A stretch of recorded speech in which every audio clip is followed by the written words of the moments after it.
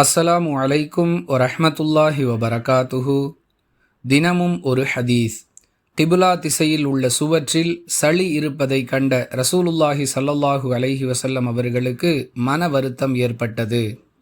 அதன் பிரதிபலிப்பு அவர்களுடைய முகத்திலும் காணப்பட்டது.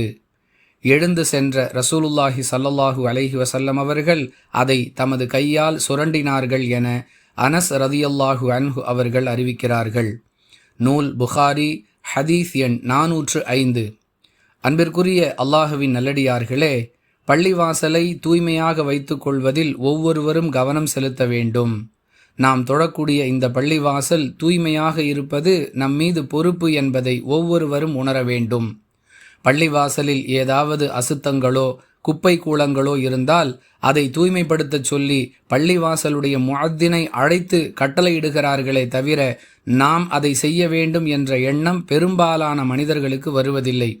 அதிலும் குறிப்பாக யாரையெல்லாம் பள்ளிவாசலுடைய நிர்வாகிகளாக மக்கள் தேர்வு செய்து வைத்திருக்கிறார்களோ அவர்களுக்கு இது போன்ற எண்ணம் வருவது ஆச்சரியமான ஒன்று.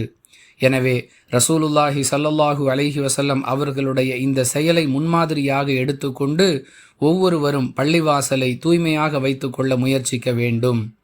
வாஹிரு தஅவானா அனில் ஹம்துலில்லாஹி ரப்பில் ஆலமீன். அஸ்ஸலாமு அலைக்கும் வரஹ்மத்துல்லாஹி வபரகாத்துஹு.